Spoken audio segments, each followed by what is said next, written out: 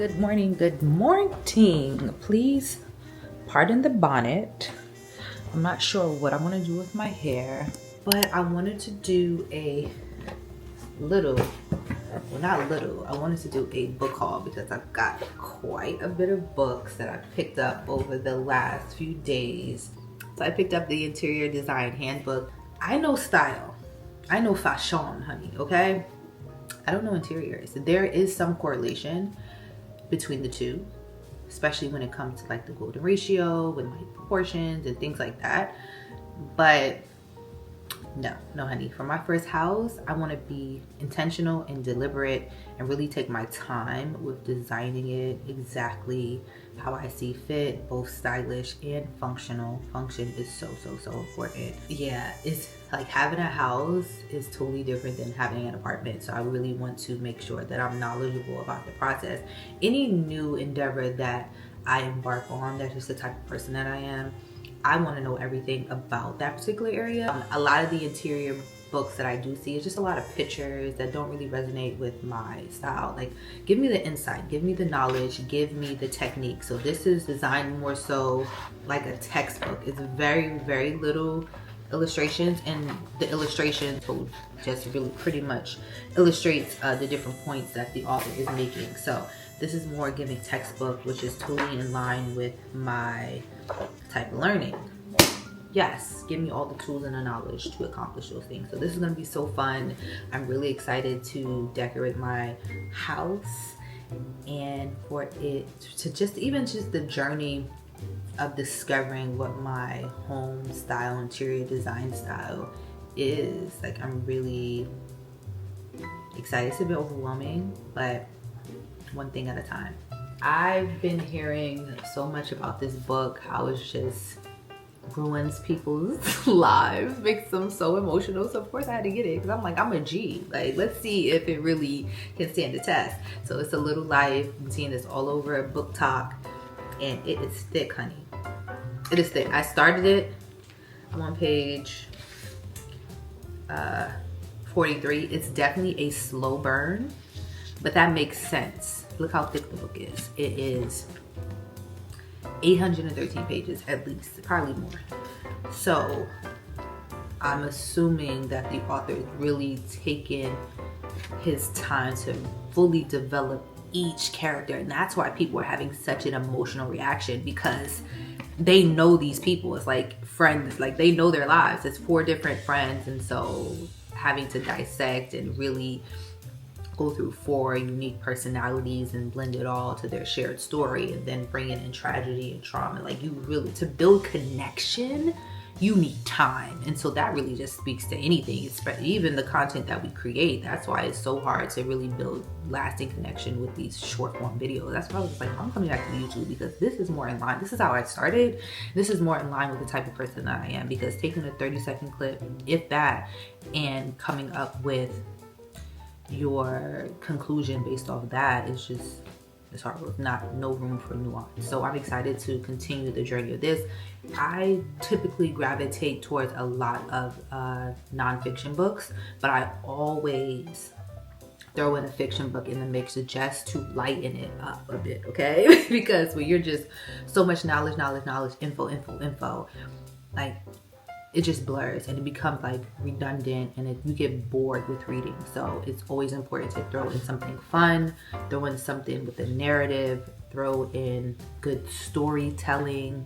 There's a lot that you can learn from fiction, and a lot of the times colorful vocabulary. I like language. Love people who are good words, and I love collecting vocab words and making lists and just learning new words. Reading fiction can definitely get your vocab all the way up, because the thing with like nonfiction books is they want it readable, they want it digestible, right? So they're not gonna have crazy vocabulary. I mean, you will find some words that you don't know, but the language is not gonna be super colorful like with a fiction book, because they're painting and creating a world, like world building. You're learning about those things. Like, and anytime I'm reading a book or consuming any kind of media, whether it's a TV show, a film, or a book, I always try to find something that can relate it back to my life. That just makes it more personal, and it feels like it's research. I like research. I like doing things and relating it back to my life. So it just makes it more engaging, makes you more a part of the process. I've always loved to read since I was a kid. And so that's something that I developed young. And when I used to commute to work, I had so much time to read. So I would get through a book a week. Now I really have to carve out time to read. So it's becoming a bit more challenging. But this is something I value for personal growth, development, vocabulary, entertainment. Like, reading makes you smarter, okay? It makes you smarter. I actually took a course on I was so fascinated in high school. There was a brief segment that we did in English about speed reading, and ever since then I've been so fascinated, because I'm like, if I can read faster, the amount of knowledge and information I could get. So I take courses on speed reading. There's this guy here on YouTube called Jim Quick, and yeah, obviously his last name is Quick, so he talks about reading quickly and memorization, and he has been so helpful with just continuing my reading journey and learning more about how to optimize and be a more efficient reader, because a lot of times when you read it fast or you're not retaining so much information. So he just offers tips on how to retain information, how to read faster, and all that great stuff. So definitely check him out. So that's kind of my little tips on becoming a reader in 2025, if that's one of your goals. I will always have more books than I can read. That's just me. I've always envisioned having a really large library of books. Hold on a second. Next up, we have The Psychology of Money. I've been hearing great things about this book. I'm excited to dive into this one because I tried to find the audiobook at first and I couldn't find the audiobook in Spotify. So I was like, let me just get the book. It's not too crazy. So, and I definitely I try to read all my books at once at some point. At any given time, I'm probably reading 5 books at the same time. So another book, Mastery, Robert Greene, is amazing. I know when I read his books, I'm gonna get a little bit of history, I'm gonna get psychology, I'm gonna get a lot of things that are just really helpful and just random facts. And his books are massive. Once again, textbook. This is not something that you sit down and read in one setting. A lot of these books, read 5 to 10 pages a day, if that, and really dissect those things. Try not to dive into books too much at once, because you're just going to get overwhelmed and then be over it really, really quickly. So I started reading this one last night. I got to page 10, and I wanted to continue because I was so interested, but I was like, you know what? Nope. We're gonna put this to the side. I got 30 Days with Jesus because this year I'm really working on strengthening my relationship with Christ. Just get so overwhelmed with where to start and what to do, and I was just like, you know what? Let's do a guided devotional. Just kind of devotional / Bible study. So you have different questions and different things in there to go through each day.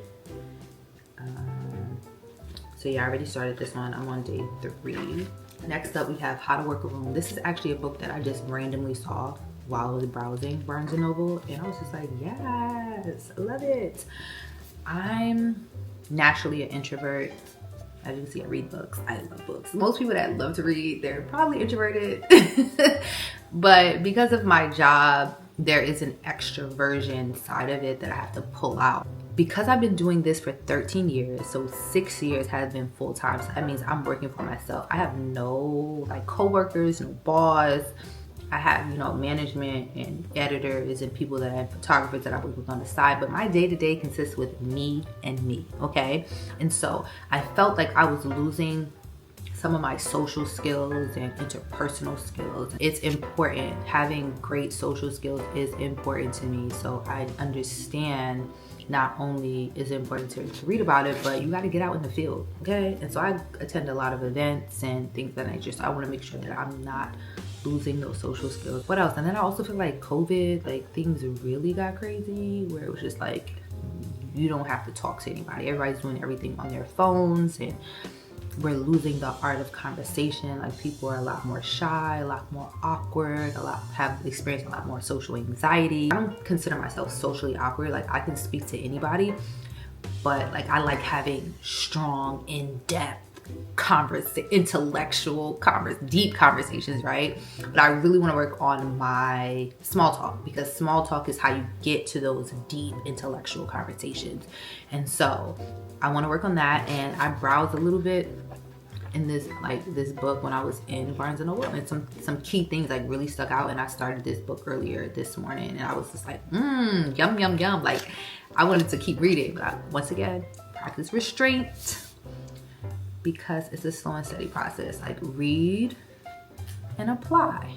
If you read so much, then you have all these things that you need to apply, and then you might forget certain things. So I like to read a chapter or a couple pages, and like even keeping notes.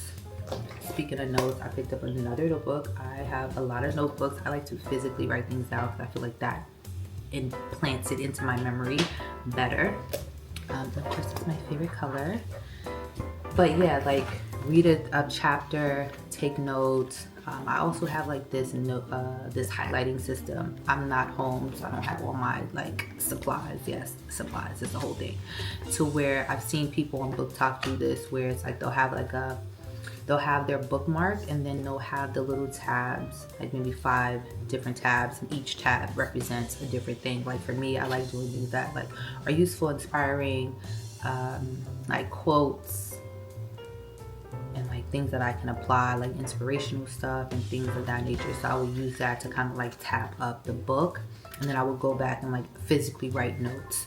So I'm not getting super overwhelmed. So like read a couple pages, a chapter or so. And as I'm reading, like I'm note taking, like highlighting and adding the tabs or stuff. And then after, I'll go back and like write physical notes. Really the notes is about like how I'm going to actually apply these things in real life, or how I can apply it. Like always relating it back to my personal life is important. It helps me retain information. So that's how to work a room.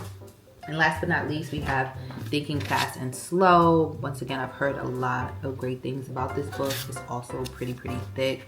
So I'm gonna take my time reading this. It's giving textbook vibes as well. And so once again, with thick, really dense book with tons of information, it's important to really pace yourself and really act like you're in school and studying and doing those things. Like, it's not enough just to have the books just sitting, right? But yeah, I do have a lot of books that are just there. But I'll get to them eventually.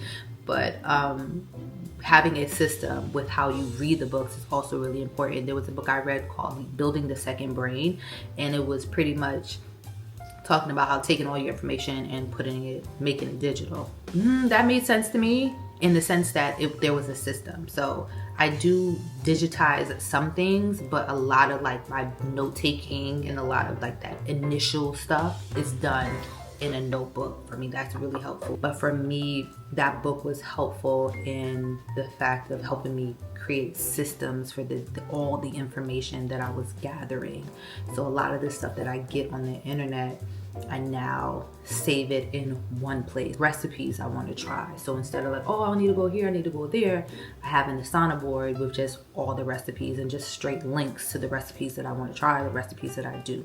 Same with workouts, same with all the things that you want to do and complete. So that book was really helpful with that, like creating systems. But the one thing that I learned from that book that I combined with the things that I was seeing on Book Talk was having that bookmark. And the author mentioned like his different categories that he uses on his computer was like useful, inspirational, resources, and things like that. So that's kind of how I categorize when I'm like note taking in a book. But yeah, that's my little Holiana book haul. That was fun.